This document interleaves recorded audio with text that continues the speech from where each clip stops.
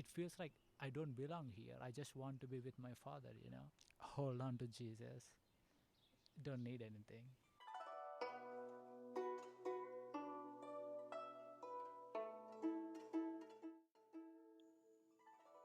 Hi, welcome to A Drop of Sunshine.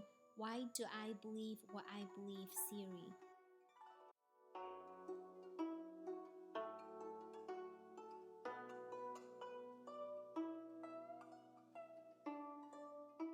Hi, I'm Jeevan. I'm from India, and I'm here in Birmingham, and I'm getting my PhD in neuroscience. And my hobbies are rock climbing, playing frisbee with my friends, and training my Zion. He is a German Shepherd dog, and I just got him during the COVID. He keeps me busy. Can you share with us a favorite childhood memory of yours? The favorite childhood memory for me is when I was in high school during the break time, like the intermission time we have during the school break. We we think ourselves as like pro wrestling fighters, and then with my friends we all enter into a room, and then like we all starting playing WWE. It's like one of the favorite fond memory I still have with my school friends now. What was your dream as a little kid? I always want to help the society, and I dream to be a doctor. And for some reason, I didn't go into that direction because there is one saying that really caught my attention. It goes like this: so doctors save patients through drugs, but pharmacists give life to drugs. It captivated me, and I became a pharmacist. Oh, that's so cool. Wow, that's amazing. Do you believed in God before you know Jesus? I did, but I was in this confusion, like who really God is, and I always assume, like people are just misunderstanding. I always thought God is like only one being who created the whole thing, but people are following different paths to seek the same God. That's why I was assuming we have so many different religions. But I guess it depends on people's perspective, like which way they see what God is. Do you have a religion before you know Jesus? Yes, I am raised as a Hindu before, and in Hindu religion, there was this karma thing, what you have to do good and bad. And then I started thinking about like what is good, what is bad, who defines good, and who is going to like judge you, what are you doing. Are you doing bad things? And then I started thinking deeply about the spiritual journey, and I then I came to a realization, like in human perspective, no matter like what I do, it looks good to me, but it might not the same as in your case. Like you might see it as a bad thing, but when we try to see from the God's point of view, like no matter what we do, it isn't enough. And I felt like, okay, there is nothing we can do in this entire life that's gonna save us. That's so good. Um, would you want to share with us your story? How did you come to know Jesus? And yeah, just like your whole journey of seeking God. Yes, and from there, I I always wondered, like who, like what to do with my life. Like there is in I always believed in higher power, but what I was believing until then is completely, like it doesn't seem right. And then one night I had a dream, and in that dream I saw a man in a white cloak, and he was just standing out in an open space without anything around him, and he asked me to come to him. And In the dream, I spoke to him like, I don't know you, like how am I supposed to come to a stranger? And then he replied by smiling. He said, you will come to know me. But in the dream, I went to him anyway, and then I holded his both the feet, and then I started weeping, and my tears were falling and covering his feet. And then my heart was at so peace, and then I cried to Jesus, please never leave me, like I want this peace to be with me forever. So he revealed to you that his name is Jesus, or how did you know he's Jesus? So I didn't know at the time, and I always assumed it is someone I didn't know. And the next day I talked to one of the elders in the church. Hey, like I have this dream, I don't know who that is. And then they asked me to read from John. And then like when I read it, really blew my mind. In it says, no one comes to me until the Father wants them come to me. It really struck my mind. It's like he wants me to be with him, and then I realized that was the Jesus in my dream. And from that moment, he's been guiding me and teaching me, and he's been revealing me slowly, and then I became a believer. Wow, that's such an amazing and powerful story. Is there anything else that lead leads you to your faith? I guess maybe you can tell us a little bit more of like besides this dream, like Yeah. what So, other things so, that has led you. s- so like from that journey, I started believing Christ, and he's been teaching me the whole time. And even the way I got baptized, it was because of his will. And so I actually planned to get baptized for my birthday last year in May, and then we have this crazy COVID year, and it didn't happen. And I didn't know what to do. And then once our church again opened back in the parking deck, and I was attending a sermon on Sunday, like every other day, and then I was sitting by myself listening to the sermon, and there wasn't no one around me, but I hear a voice in my head, and he was asking me to go and talk to Joel and go and ask him to get you baptized. And I was awake and I was looking everywhere, like I couldn't see anyone. And I spoke to him. I don't know Joel, I never met him before in my life. How am I going to do this? At least wait for me, like at least let me find someone who knows, like who's been to Redeemer for a long time, so that like at least let them introduce me to him. But he said, you don't need anyone. Like you got me, you just go and talk to him and I'll take care of the rest.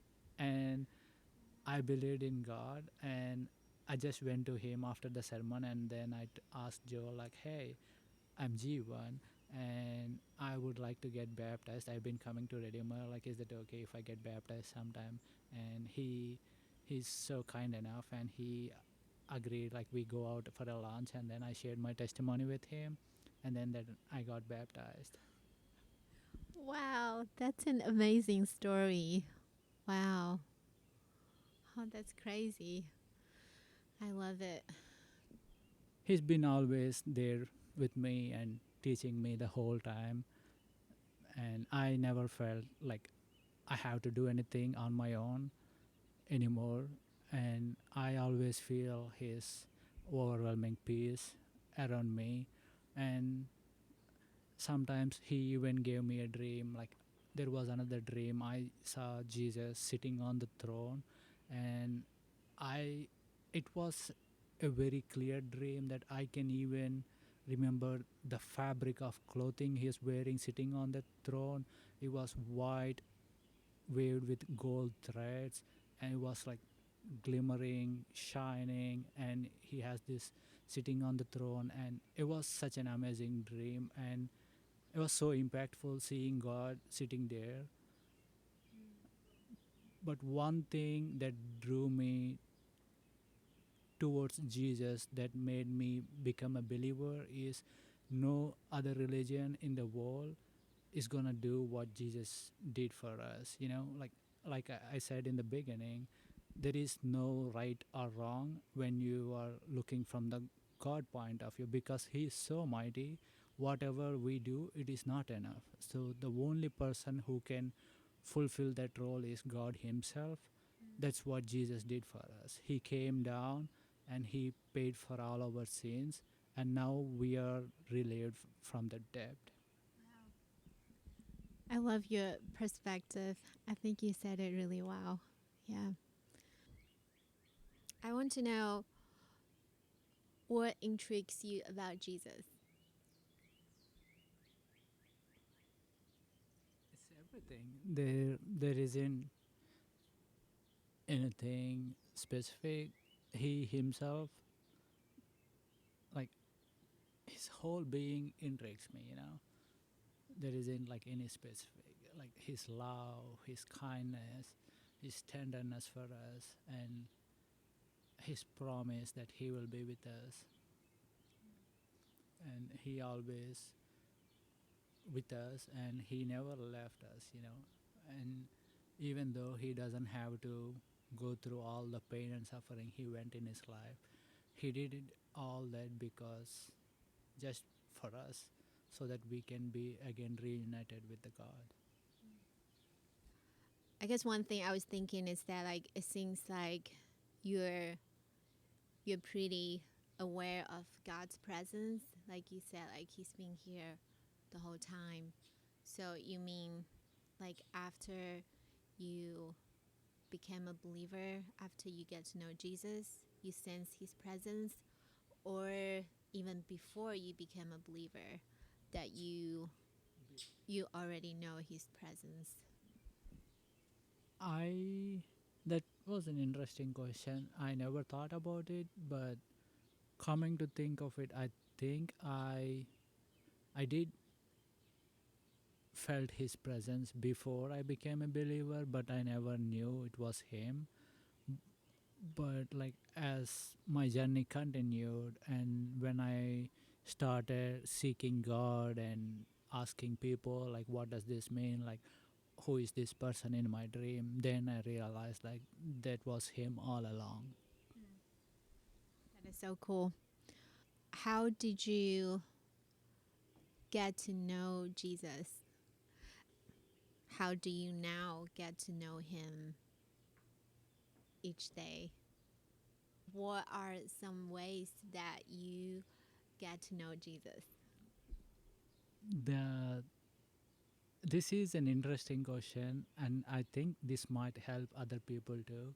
And I will try to answer it in a way so others can realize this truth too. It's not us who is trying to hold him.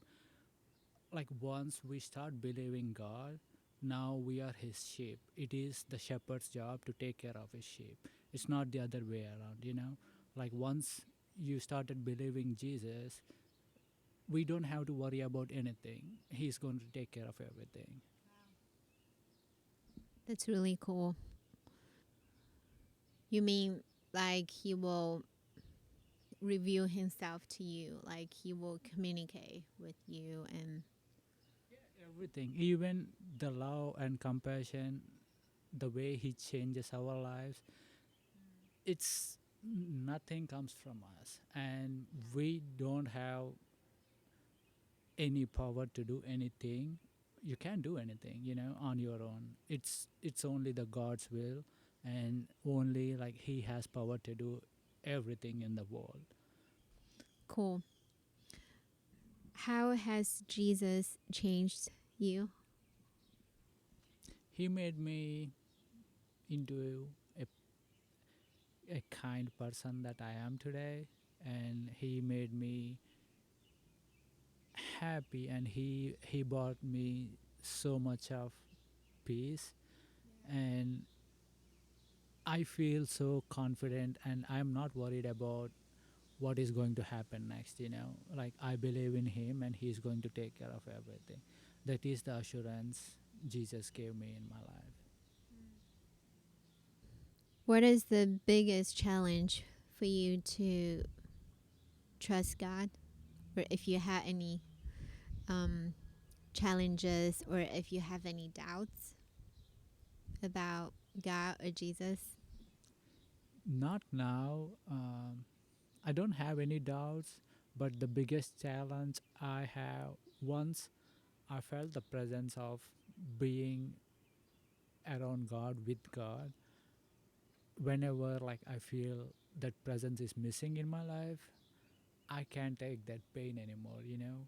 It's like once I started being used to the whole thing, and even the day I got baptized, after I got baptized, I was driving back from the Redeemer, and I was still able to feel his presence. When I closed my eyes, I saw Jesus. When I started listening to anything, it's like he's trying to speak to me. I can feel his presence everywhere around me, but being experienced that kind of peace and joy, when it's there are days, like not every day is the same, and when that presence is taken outside your life, you feel like you are so empty. And I know this is not something you say, but it feels like I don't belong here. I just want to be with my father. I can't be separate from him. Thank you so much for that. I felt like so moved by hearing that. It's like the best thing that we could ever have is to be in his presence. It's not the same too, and he always so he this is one more thing God taught me in my life. You can't fill a bowl which is already full.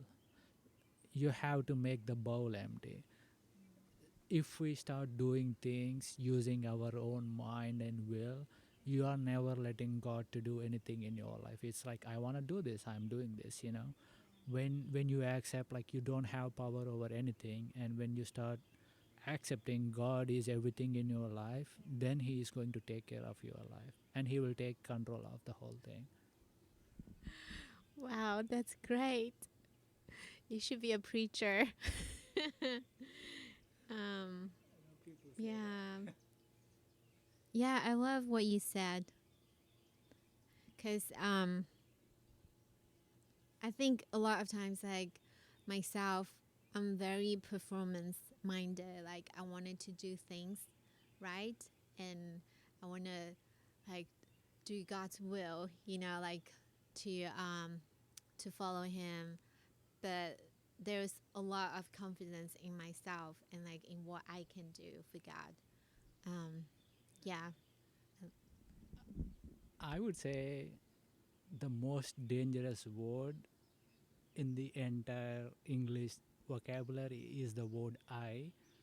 When you start speaking about I, it feels good, but at the same time, it generates so much of arrogance, and you feel like after doing so many things on your own, and then you will even try to look down on God. I can do this on my own. I don't need God to help me with this thing. It's such a dangerous thing. Thank you for sharing that. I needed to hear that. What are some things God has done for you? He has done everything. Even before I became a believer in 2019, I got into two wrecks 2 days in a row. And in both of those accidents, my own car, and the rental car I got next day, they both are totaled. But I walked from both the accidents, even having nothing, even having like nothing. I don't have like a single scratch on my body.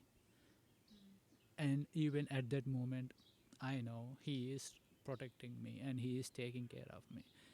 That is something that made me realize like I have no worries in my life. Like I'm so peaceful wherever my life goes. Whatever I am doing, I'm not doing anything on my own. Like whatever he wants me to do, he will make me to do it. That's cool. I thought about a question. What would you like to say to your future self? Hold on to Jesus. Don't need anything. I guess being here right now, what are some things that you look forward in the future, or you could tell me how you would like to see your story in God's story? Whichever question you wanted to answer. Like I said before, when I surrender my life to Jesus, like I don't have control over my life. I will try to follow his will, and I will just let him take me where I belong, and wherever he wants me I will just go there, and whatever he wants me to do I will do that in my life. What brings you joy now? Talking about God, sharing my stories with other people. I guess I don't have any more questions. Do you have anything you would like me to ask or anything that you want to share? The only thing I would like to share with everyone is believe in Jesus, and even if you feel like you don't have anyone in the world, trust in God that he is always willing and he always wants to listen to you. When you start calling him your father, he it is his job to protect you and take care of you, and you don't have to worry about anything else. He is going to provide you everything you need in your life. Thank you so much for being here today. It's a pleasure. Thank you. Hold on to Jesus. Such a refreshing perspective from Jeevan. Can't wait to hear from him again.